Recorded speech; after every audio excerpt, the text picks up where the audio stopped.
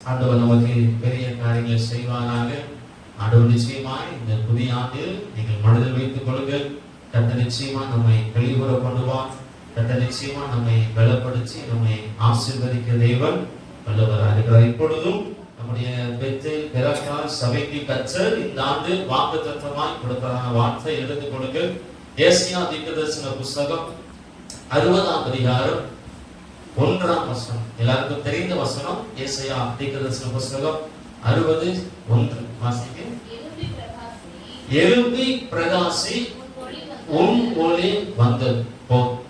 இந்த ஆண்டு ஆண்டவர் நமக்கு வாக்குத்தத்தமாய் நம்முடைய 2 சபைக்கும் ஆண்டவர் வாக்குத்தத்தமாய் கொடுக்கிற வார்த்தை எழும்பி பிரகாசி, உன் ஒளி வந்தது. இந்த வார்த்தை கடந்த மாதங்களில அநேக முறை ஆண்டவர் எனக்கு ஞாபகப்படுத்தினார், அநேக முறை ஆண்டவர் எனக்கு நினைவுபடுத்தினார். இந்த 2025ஆம் ஆண்டு நம்முடைய பெத்தேல் ஐபிஐ சபையும் பெராக்கா ஐபிஐ சபையும் இருக்கிற கிராமங்களில் என்ன செய்யணும், நாம எழுப்பி பிரகாசிக்கணும். கர்த்தருக்குள்ளாக வந்தாச்சு, கர்த்தருக்குள்ளாக நம்ம இயேசுவை இரட்சகராக ஏற்றுக்கொண்டாச்சு அப்படின்னா நம்முடைய வாழ்க்கை வெறுமான வாழ்க்கை என்ன செய்யக்கூடாது, இருக்கக்கூடாது. காலங்கள் வருகிறது, நாட்கள் வருகிறது. இந்த ஆண்டில் கர்த்தருக்காக நீங்களும் நானும் என்ன செய்யணும், எழும்பி பிரகாசிக்க வேண்டும் சொல்லி கர்த்தர் எதிர்பார்க்கிறார். அப்ப வேதம் சொன்னது போல எழும்பி பிரகாசி, உன் ஒளி வந்தது. நீங்களும் நானும் நம்முடைய இயேசுவுக்காக எழும்பி பிரகாசிக்க போறேன். இந்த வருஷம் நான் வேலை செய்கிற இடங்களில், நான் படிக்கிற இடங்களில், என்னுடைய சொந்த கிராமத்தில், என்னுடைய சொந்த குடும்பத்தில் நான் என்ன செய்ய போறேன், கர்த்தருக்காக எழும்பி பிரகாசிக்க போகிறேன் அப்படிங்கிற தீர்மானத்தை நாம் எடுப்போம். ஆனால் கர்த்தர் நிச்சயமா நம்மை அதிகமாய் ஆசீர்வதிக்க தேவன் வல்லவராக இருக்கிறார். ஹல்லேலூயா, ஹல்லேலூயா. ஆண்டவர் நாடு நமக்கு வாக்குத்தத்தமாய் கொடுத்த வார்த்தை நீங்கள் மனதில் வைத்துக் கொள்ளுங்கள். எழும்பி பிரகாசி, உன் ஒளி வந்தது. நம்முடைய ஒளி நம்முடைய கிராமம் முழுவதும் தெரியணும். நம்முடைய ஒளி நம்முடைய குடும்பத்துல தெரியணும். நம்முடைய ஒளி நம்ம வேலை செய்கிற இடங்களில் நம்ம என்ன செய்யணும், தெரியணும். அதற்காக நம்ம ஒப்பு கொடுப்போம். கர்த்தர் நிச்சயமாய் இந்த ஆண்டை கர்த்தர் நம்மை ஆசீர்வதிப்பார். கர்த்தருக்காக நம்ம எழும்பி பிரகாசிக்கணும் அப்படின்னா என்ன செய்யணும்? வசனம் எடுத்து வாசிங்க. சங்கீத புத்தகம் 118ஆம் அதிகாரம், சங்கீத புத்தகம் 118ஆம் அதிகாரம் 27ஆம் வசனம் வாசிங்க. கர்த்தர் நம்மை பிரகாசிப்பிக்கிற தேவனா இருக்கிறார். இந்த உலகத்தில் ஒரு மனிதனை பிரகாசிக்க பண்ணுகிறவர் கர்த்தர். யோவான் 1ஆம் அதிகாரத்தில் வாசி பார்த்தீங்கன்னா, உலகத்திலே எந்த மனுஷனையும் பிரகாசிக்கிற அந்த ஒளியை, அந்த மெய்யான ஒளி இயேசுவானவர் ஒரு மனிதனை பிரகாசிக்க பண்ணுகிறார். அப்ப இந்த ஆண்டுல நீங்களும் நானும் எழும்பி பிரகாசிக்கணும் அப்படின்னா கர்த்தர் நம்ம என்ன செய்யணும், எழும்பி பிரகாசிக்க பண்ணணும். அப்ப இயேசுவானவர் யாரை எழும்பி பிரகாசிக்க பண்ணுவார்? ஒரு வசனம் நீங்க எடுத்து வாசிங்க. யோபுவின் புத்தகம் 29ஆம் அதிகாரம் 3ஆம் வசனம் வாசிப்போம். அப்பொழுது அவர் தீபம் என் தலையின் மேல் பிரகாசித்தது போதும். அப்பொழுது அவர் தீபம் என் தலையின் மேல் பிரகாசித்தது. தீபம் அப்படி என்றால் சங்கீதம் 119 சொல்லுகிறது, உங்களுடைய வசனம் என் கால்களுக்கு தீபமா இருக்கிறது, என் பாதைக்கு வெளிச்சமா இருக்கிறது. அப்ப இந்த புதிய ஆண்டுல வார்த்தையாகிய வசனங்கள் நம்முடைய இருதயத்துக்குள் இருக்குமானால் அது நம்மிடத்தில் இருந்து என்ன செய்யும், வெளிச்சத்தை கொண்டு வரும். ஏன்னா கர்த்தருடைய தீபம் என்ன செய்து தலையின் மேல் பிரகாசிக்கிறது. தீபம் அப்படி என்றால் கர்த்தருடைய வசனங்கள், கர்த்தருடைய வார்த்தை. அப்ப இயேசுவானவர் வார்த்தையாக இருக்கிறார், இயேசுவானவர் வசனமாக இருக்கிறார். அப்ப வார்த்தையாக இயேசு இந்த புதிய ஆண்டுல நம்முடைய இருதயத்தில் வாசம் பண்ணுவாரானால் ஆண்டவருக்காக என்ன பண்ணலாம், எழும்பி பிரகாசிக்கலாம். இயேசு இல்லாமல் ஒரு மனிதனால் எழும்பி பிரகாசிக்க முடியாது. கர்த்தருடைய சபைக்குள் எழும்பி பிரகாசிக்க தேவன் நமக்கு வாக்கு பண்ணியிருக்கிறார். கர்த்தருக்காக நம்ம எழும்பி பிரகாசிக்கணும் அப்படின்னா அவருடைய வசனங்கள், அவருடைய வார்த்தைகள் நம்முடைய இருதயத்துக்குள்ளாக இருக்கணும். வசனம் நம்முடைய இருதயத்துக்குள்ளாக இருக்குமானால், வார்த்தைகள் நம்முடைய இருதயத்துக்குள்ளாக இருக்குமானால் இயேசு எனக்குள் இருக்கிறார் என்று அர்த்தம். இயேசு எனக்குள் இருந்தால் என்ன செய்யலாம், இயேசுவுக்காக எழும்பி பிரகாசிக்கலாம். அப்ப 2025ஆம் ஆண்டுல நீங்களும் நானும் கர்த்தருக்காக எழும்பி பிரகாசிப்போம். ஆண்டவர் நிச்சயமா நமக்கு பெரிய காரியங்களை செய்வார். நாம் எழும்பி பிரகாசிக்கிறதுனால நமக்கு என்ன ஆசீர்வாதம்? நீங்களும் நானும் இந்த புது வருஷத்துல கர்த்தர் வாக்கு பண்ணினது போல நாம் கர்த்தருக்காக பிரயாசப்பட்டு நிறைய வசனங்களை மனப்பாடம் பண்ணி வசனங்களை நம்முடைய இருதயத்துக்குள்ளாக ஏற்றி இயேசுவா நம்முடைய இருதயத்துக்குள்ளாக வந்து நாம் இயேசுவுக்காக எழுப்பி பிரகாசிக்கிற போது நம்ம என்ன நன்மை நாம பெற்றுக் கொள்ளலாம். முதலாவதாக நீங்க ஏசியா தீர்க்கதரிசன புஸ்தகம் 60ஆம் அதிகாரம் 1ஆம் வசனம் வாசி பார்த்தீங்கன்னா, எழுப்பி பிரகாசி முன்பொழி வந்தது, கர்த்தருடைய மகிமை உண்மை உதித்தது. நல்லா கவனிக்கணும். இந்த ஆண்டு கர்த்தருக்காக நம்ம எழுப்பி பிரகாசிப்போமானால் கர்த்தருடைய மகிமை நம்மை உதிக்கும். வேதம் அதான் சொல்கிறது, கர்த்தருடைய மகிமை யார் மேல் உதிக்கிறது? கர்த்தருக்காக எழுப்பி பிரகாசிக்கிறவன் மேல் உதிக்கும். அப்ப அந்த புதிய ஆண்டுல நீங்களும் நானும் கர்த்தருக்காக எழுப்பி பிரகாசிக்க நம்ம ஒப்பு கொடுக்கிற போது முதலாவது என்ன ஆசீர்வாதம்? கர்த்தருடைய மகிமை நம்மை உதிக்கிறது. கர்த்தருடைய மகிமை நம்மை உதிக்கிறதுனால நமக்கு என்ன லாபம்? ஒரு வசனம் மட்டும் நீங்க எடுத்து வாசிங்க. 1 ராஜாக்கள் புஸ்தகம் 3ஆம் அதிகாரம் எடுத்துக் கொள்ளுங்கள். 1 ராஜாக்கள் புஸ்தகம் 3ஆம் அதிகாரம் 13ஆம் வசனம் வாசிங்க. 1 ராஜாக்கள் 3:13. இதுவும் அன்றி நீ கேளாத ஐஸ்வரியத்தையும் மகிமையும் உனக்கு தந்து உன் நாட்களில் இருக்கிற ராஜாக்களில் இருப்பதில்லை. போதும். நல்லா கவனிங்க. கர்த்தருக்காக எழும்பி பிரகாசிக்கிற போது கர்த்தருடைய மகிமை முதலாவது நன்மையில் உதிக்கிறது. கர்த்தருடைய மகிமை நம்மேல் உதிக்குமானால் வேதம் சொல்கிறது, சாலமோன் மேல் கர்த்தருடைய மகிமை இருந்ததுனால சாலமோனை போல ஒரு நபர் என்ன செய்ய முடியல? எழும்ப முடியல. கர்த்தர் சொன்னார். அப்ப கர்த்தருடைய மகிமை நம்மை உயர்த்தும், கர்த்தருடைய மகிமை நம்மை மேன்மைப்படுத்தும். என்ன உயர்வு என்ன மேன்மை அப்படின்னா, கர்த்தர் நம்மை தனித்துவமாக தெரிய வைப்பார். பொதுவா எல்லாரும் நம்ம நினைப்போம், வாலிப பிள்ளைகளா இருந்தாலும் சரி, பெரிய ஆட்களா இருந்தாலும் சரி, வேலை செய்கிற இடத்திலும் சரி, படிக்கிற இடத்திலும் சரி, ஆள் மனதுல ஒரு எண்ணம் என்ன இருக்கணும் அப்படின்னா, நான் தனித்து தெரியணும்.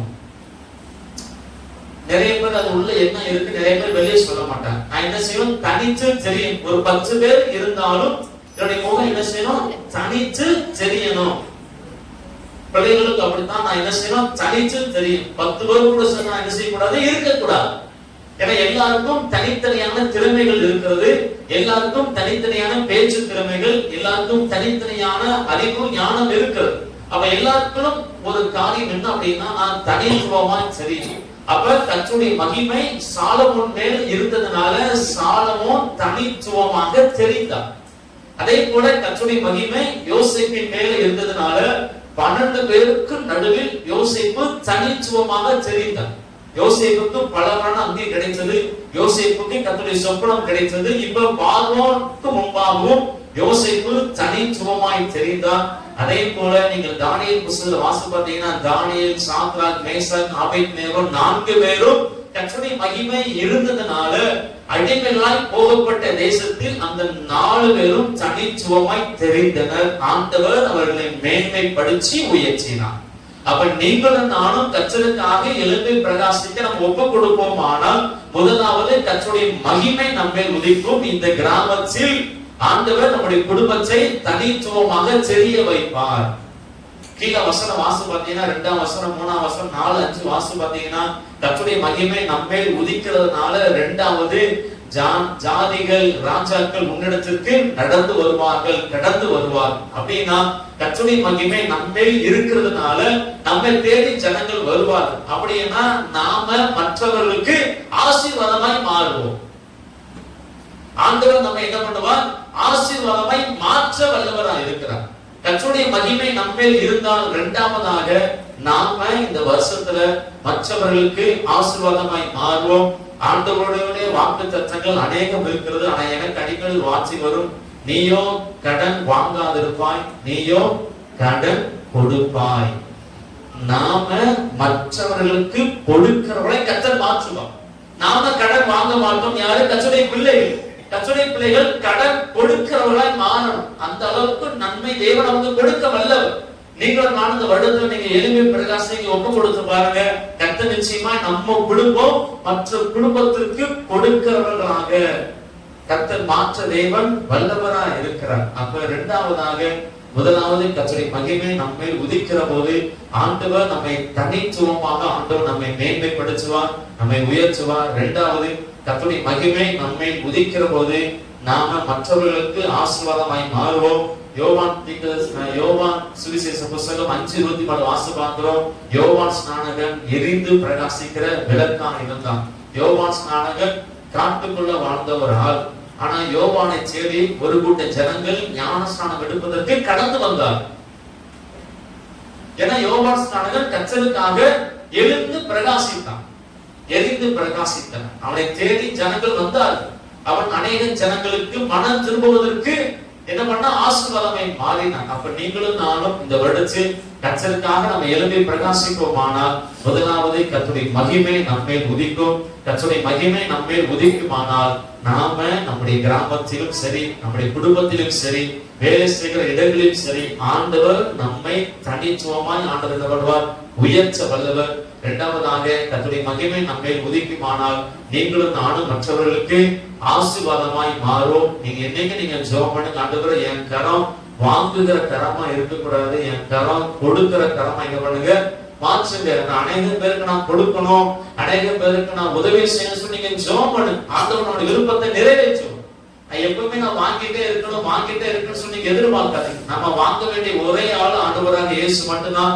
இயேசுட்ட நீங்க வாங்கி நீங்க பழகி மற்ற மனிதர்களுக்கு நாம் என்ன செய்யணும், கொடுக்கிறவங்களை மாறணும். நம்ம என்னைக்குதான் நம்ம கொடுக்க போறோம்?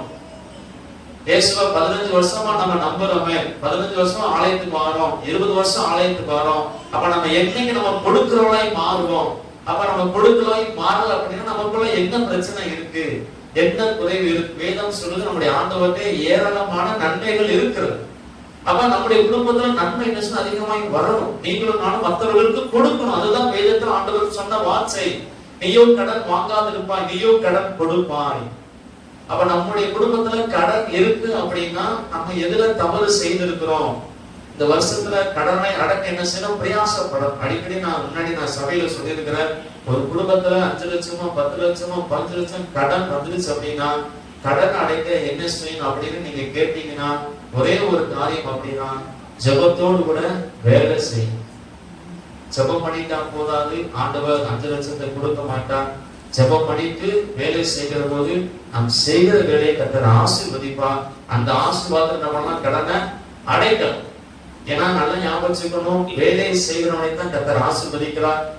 சும்மா இருக்கிறவர்களை, சோம்பேறிகளை கர்த்தர் என்ன செய்ய மாட்டார், ஆசீர்வதிக்கிற தேவன். நம்ம இந்த புதிய ஆண்டுல நீங்க கர்த்தருக்காக எழுப்பி பிரகாசிங்க. கர்த்தருடைய மகிமை முதலாவது உங்கள் மேல் உதிக்கும். ஆண்டவர் நிச்சயமா இந்த புதிய ஆண்டு உங்களுக்கு ஆசீர்வாதம் கொடுப்பார். இரண்டாவதாக கர்த்தருக்காக நம்ம எழுப்பி பிரகாசிக்கிற போது நமக்கு என்ன நன்மை அப்படின்னா நல்லா கவனிக்கணும், இயேசுவை போல நம்ம மாறுவோம். நீங்க உதாரணத்துக்கு லூக்கா சுவிசேஷ புத்தகத்துல 2ஆம் அதிகாரம் 30ஆம் வசனம் வாசி பார்த்தீங்கன்னா ஆண்டவராகிய இயேசு புறஜாதிகளுக்கு ஒளியாக, இஸ்ரவேலுக்கு மகிமையாக இருந்தார். அப்ப இரண்டாவது நாம் கர்த்தருக்காக எழும்பி பிரகாசித்தால் இயேசுவை போல நாம மாறுவோம்.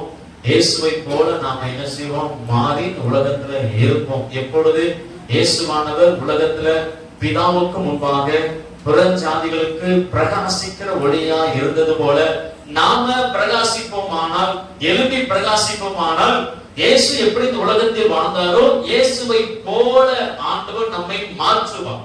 இந்த உலகத்தில் கர்த்தருடைய பிள்ளை எல்லாரும் என்ன செய்யணும், இயேசுவை போல வாழணும்.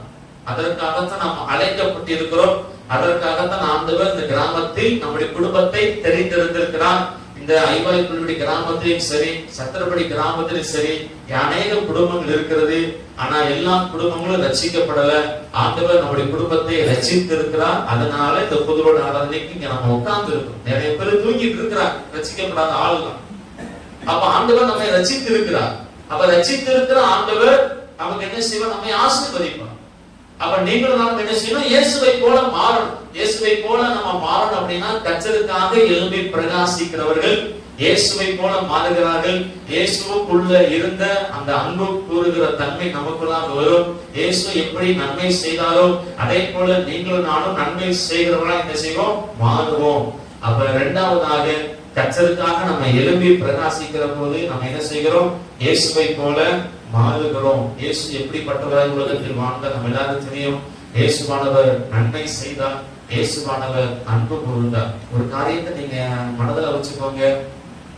உலகத்தை படைச்ச ஆண்டவர், வானத்தை பூமி உண்டாக்கின ஆண்டவர், பரலோகத்துல சிங்காசனத்தில் வீற்றிருந்த ஆண்டவர், இந்த உலகத்துல அடிமையாக என்ன பண்ணார்? பிறந்தார். வேதம் சொல்லுகிறது தாழ்மையும் ரூபம் எடுத்தார். தேவனுக்கு சமமா இருப்பதை கொள்ளையாடின பொருளாக எண்ணாமல். அப்ப மனிதனை படைத்த கடவுள் என்ன பண்ணார்? பூமிக்கு வந்தார். இயேசு பூமிக்கு வரல அப்படின்னு ஒருத்தராலும் சொல்ல முடியாது. எல்லாரும் என்ன செய்யறாங்க? ஏற்றுக் கொள்ளுகிறார்கள். இயேசு பிறந்தார், இயேசு மரித்தார், இயேசு உயிரோடு கூட எழுந்தார். நிறைய பேருக்கு என்ன நம்பிக்கை வர மாட்டேங்குது அப்படின்னா, இயேசு உயிரோடு கூட எழுந்தார் என்பதை என்ன செய்ய மாட்டாங்க? நிறைய பேரு நம்ப மாட்டாங்க. ஆனா நான் என்ன பண்ணுகிறோம்? நம்புகிறோம். அப்ப உலகத்தை படைத்த ஆண்டவர், வேதம் சொல்லுகிறது, மாட்டு தொழுவத்தில் முன்னணியில் துணைகளை சுற்றி வைத்தார்கள். மாடுகளுக்கு இறை பொழுது அந்த தொட்டியில இயேசு என்ன பண்ணாங்க? வச்சாங்க. அந்த தொட்டியில தான் இயேசு பிறந்தார், ஏழ்மை கோலமாக வளர்ந்தார். அதே போல இயேசுவான அநேக வேதம் சொன்னதும் அவர் தாமே பாடுபட்டு சோதிக்கப்பட்டு பாடுபட்டார். நமக்கு வந்த பாடுகள், நமக்கு வந்த சோதனைகள் இயேசுக்கு வந்தது. அப்ப உலகத்தை படைத்த ஆண்டவர் நமக்காக வந்து உலகத்துல பிரகாசித்து நமக்காக ஜீவனையே கொடுத்து நம்மை அவருடைய ரத்தத்தால் ஆண்டவர் மாற்றி அவருடைய அன்பை நமக்கு கொடுத்திருக்கிறார். நீங்க சிலுவை பாடுகள் நீங்க பார்க்கிற போது, அந்த சிலுவை பாடுகளை ஒரு மனிதன் பார்ப்பான். ஆனால் நீங்க நிறைய நம்ம பட்டண சைடு பார்க்கிற போது என்ன செய்வாங்க அப்படின்னா, புனிதவெள்ளி அந்த டைம்ல, ஈஸ்டர் டைம்ல என்ன செய்வாங்க? அநேக அந்த தெருக்களில் என்ன செய்வாங்க? சிலுவை பாடுகளை நிகழ்ச்சியா நடத்துவாங்க. அதுல நீங்க பார்க்கிற போது அவங்க அடிச்ச அடிகள் அவங்க இதான் நடக்கிற போது பார்க்கிற போது நம்முடைய கண்ணை என்ன செய்யும்? ஆட்டோமேட்டிக்கா களம். அவருடைய அன்பு அவ்வளவு பெரியது. இயேசுவானவர் அவ்வளவு அன்பா என்ன பண்ணார்? உலகத்துல வாழ்ந்தார். அப்ப நீங்களும் நானும் கர்த்தருக்காக எழும்பி நம்ம பிரகாசிப்போமானால் என்ன பண்ணலாம்? இயேசுவை போல மாறலாம். இயேசுக்குள்ள அந்த அன்பு நமக்குள்ளாக வரும். இயேசுக்குள்ள இருந்தாங்க அந்த நன்மை செய்கிற தன்மை என்ன செய்யும்? நமக்குள்ளாக வரும். அதனால இந்த புதிய ஆண்டுல நம் கர்த்தருக்காக எழும்பி பிரகாசிக்க நம்ம ஒப்பு கொடுக்கிற போது இரண்டாவது ஒரு பெரிய ஆசீர்வாதம், நாம் இயேசுவை போல மாறுவோம். கர்த்தர் நிச்சயமா நம்மை அதிகமாய் ஆசீர்வதிப்பாராக. மூன்றாவதாக ஒரு வசனம் எடுத்து வாசிங்க. அதே யோபு புஸ்தகத்துல 29ஆம் அதிகாரம் 3ஆம் வசனம். மூன்றாவதாக கர்த்தருக்காக நம்ம எழும்பி பிரகாசிக்கிற போது என்ன ஆசீர்வாதம்? யோபு 29:3 வாசிக்க. அப்பொழுது அவர் ஜீவம் என் தலையின் மேல் பிரகாசித்தது, அவர் அருளின வெளிச்சத்தினால் இருளை கடந்து போனேன். நல்லா கவனிங்க. மூணாவது, இந்த வருஷத்துல கர்த்தருக்காக நம்ம எழும்பி பிரகாசிக்கிற போது மூணாவது என்ன ஆசீர்வாதம்? இருளின் அதிகாரங்கள் நம்மை மேற்கொள்ளாது. இருளின் அதிகாரங்கள் ஒழிந்து போகும். இருளின் அதிகாரங்கள் நம்ம என்ன செய்வோம்? கடந்து போக தேவன் நமக்கு என்ன செய்வார்? கிருபை செய்வார். அப்ப மூன்றாவது கர்த்தர் கொடுத்த பெரிதான நன்மை, நீங்களும் நானும் அந்த ஆண்டுல கர்த்தருக்காக எழுந்து பிரகாசிக்கிற போது நமக்கு, நம்முடைய குடும்பத்திற்கு, நம்முடைய வேலைகளுக்கு விரோதமா இருக்கிற எல்லா இருளின் அதிகாரங்களை அழிக்க தேவன் நமக்கு உதவி செய்வார். நீங்க எபேசியர்ல வாசி பாத்தீங்கன்னா, எபேசியர் 6ஆம் அதிகாரம் 12ஆம் வசனத்துல மாம்சத்தோடும் ரத்தத்தோடும் அல்ல, துரைத்தனங்களோடும் மேலான அதிகாரங்களோடும் ஆகாய மண்டலத்தின் பொல்லாத ஆவிகளோடு நமக்கு போராட்டம் உண்டு. கிறிஸ்தவனுக்கு மனுஷன் மத்தியில மட்டும் போராட்டம் கிடையாது. அதை விட போராட்டமான காரியங்கள் எபேசியர் 6ஆம் அதிகாரத்தில் ஆண்டவர் எழுதி வைத்திருக்கிறார். நமக்கு வருகிற போராட்டங்கள் அதிகம். நீதிமானுக்கு ஒரு துன்பங்கள் அநேகமாயிரும். கிறிஸ்துவுக்காக சாட்சியம் வாழுகிற பிள்ளைகள் அநேகம் துன்பப்படுவார்கள் அப்படின்னு வேதம் நமக்கு கற்றுக்கொடும். அப்ப அந்த புதிய ஆண்டுல இருளின் அதிகாரங்களை நம்ம மேற்கொள்ள நம்முடைய குடும்பத்தை சாத்தான் அணுகக்கூடாது. இருளின் அந்தகாரங்கள் அணுகக்கூடாது அப்படின்னா நம்ம கர்த்தருக்காக எழும்பி பிரகாசிக்கணும். கடந்த ஞாயிற்றுக்கிழமை நான் சொன்னேன், ஒண்ணு அனலா இருக்கணும், இல்ல குளிரா இருக்கணும். அனலா இருக்கிற போது உலகத்துல ஜெயமாய் வாழலாம். குளிரா இருக்கிறவர்களை சாத்தான் தொட மாட்டான். வெது வெதுப்பாய் ஒரு மனிதன் இருப்பானானால் அவன் வாழ்க்கையை ரொம்ப மோசமாய் மாறும். அப்படின்னா அனலும் இல்லாமல் புனலும் இல்லாமல் கச்சலுக்குள்ளாக கொஞ்ச நாட்கள் இருந்து, கத்தரை விட்டு கொஞ்ச நாட்கள் இருந்து, சபைக்குள்ளாக கொஞ்ச நாட்கள் இருந்து, சபைக்கு வெளியே கொஞ்ச நாட்கள் சொல்லி அங்கிட்டு விட்டு நம்ம ஆடுகிற போது அது நம்முடைய குடும்பத்துக்கு பாதிப்பை ஏற்படுத்தி, கத்தலுக்குள்ளாக வந்தாச்சு அப்படின்னா முழுசா ஒப்பு கொடுச்சிடும். ரட்சிக்கப்பட்டாச்சு, ஞானஸ்நானம் எடுத்தாச்சு அப்படின்னா பின்னாடி திரும்பி பார்க்கிற பழக்கம் என்ன செய்யக்கூடாது, வரக்கூடாது. ஆண்டவருக்காக விட்டாச்சு அப்படின்னா திரும்ப என்ன செய்யக்கூடாது, தொடக்கூடாது. ஆனா தொட வைப்பதற்கு சாத்தான் பல வகைகளை செய்யும். அப்ப இந்த புதிய ஆண்டுல கர்த்தருக்காக எழுந்து பிரகாசித்து உங்களை நீங்க ஒப்பு கொடுங்க. ஆண்டவர் நிச்சயமாய் நமக்கு விரோதமா இருக்கிற எல்லா இருளின் அதிகாரங்களையும் ஆண்டவர் அகற்றி விடுவார். எல்லா இருளின் அதிகாரத்திலிருந்தும் ஆண்டவர் நமக்கு விடுதலை கொடுப்பார். ஆனா இன்னைக்கு ஒரு பெரிய பிரச்சனை என்ன அப்படின்னா, இன்னைக்கு நிறைய ஒரு சில குடும்பங்கள் இருளின் அதிகாரத்துல இருக்கு, ஆனா அது அவங்களுக்கே தெரிய மாட்டாங்க. நல்லா சாப்பிடுறோம், நல்லா இருக்கிறோம், நல்ல வேலைக்கு போறோம், நல்லா படிக்கிறோம், நல்லா தானே வாழ்க்கை போய்கிட்டு இருக்கு, என்ன பிரச்சனை இருக்கு அப்படின்னு என்ன செய்யணும் நிறைய பேருக்கு தெரியும். பொதுவா டீச்சர்ஸ் அதிகமா சொல்லுவாங்க, பாடம் நடத்தி முடிச்ச பின்பதாக கேட்பாங்க, உங்களுக்கு ஏதாவது டவுட் இருக்கான்னு அப்படின்னு கேட்பாங்க. எங்களுக்கு ஒரு டீச்சர் சொன்னாரு, டவுட் கேட்பாங்க, எல்லாம் புரிஞ்சவனுக்கு என்ன வராதான் டவுட் வராது, ஒண்ணுமே புரியாதவனுக்கும். டீச்சர் பாடம் எடுக்கிறது அப்படின்னா ஒருத்தனுக்கு நல்லா புரிஞ்சிருச்சு, வாத்தியார் ஸ்டூடெண்ட் எல்லாம் நல்லா புரிஞ்சிச்சு அப்படின்னா டவுட் இருக்காது. ஒண்ணுமே புரியல அப்படின்னா டவுட் வராது. அறகுறையா புரிஞ்சுக்கவங்களும் என்ன செய்யும், டவுட் வரும். நீங்க நிறைய பேருக்கு டவுட்டே வராம நல்லா தானே வாழ்க்கை போய்கிட்டு. நிறைய பேர் நம்ம என்ன செய்யறோம், ஒரு சில தட்டுகளிலும் நம்ம இருக்கிறோம். நமக்கு விரோதமாய் அநேக அந்தகார வல்லமைகள் இருக்கிறது. ஏன்னா பாவம் செய்கள் பாவத்துக்கு அடி, சின்ன தவறு சின்ன பாவத்துக்கு அடிமையை மாறிடலாம். நிறைய பேர் அடிமையா இருக்கிறோம் என்பது கூட தெரியாமல் வாழ்ந்து கொண்டு இருக்கிறார். அப்ப அந்த இருளின் அதிகாரத்திலிருந்து, அந்த அடிமை தனத்திலிருந்து ஆண்டவர் நமக்கு என்ன செய்வார், விடுதலை கொடுப்பார். நீங்களும் நானும் கர்த்தருக்காக எழுப்பி பிரகாசிக்க நம்ம ஒப்பு கொடுக்கிற போது இருளின் அதிகாரங்கள் நம்மை விட்டு மறையும். அடிமைச்சனத்தின் முகங்கள் என்ன செய்யும், முறிக்கப்படும். அடிமைச்சனங்கள் நம்முடைய வாழ்க்கையில ஆசீர்வாதங்களை கொண்டு வராது. அடிமைச்சனங்கள் நம்முடைய வாழ்க்கையில செயல்படாமல் விடாமல் நம்ம என்ன செய்யும், முடக்கி வைச்சிடும். 3 விதமான ஆசீர்வாதங்கள் இந்த புதிய ஆண்டுல கர்த்தர் நமக்கு வாக்குத்தத்தமாய் கொடுத்த வார்த்தை, எழும்பி பிரகாசி, உன் ஒளி வந்தது. கர்த்தருக்காக நம்ம எழும்பி பிரகாசிப்போம்.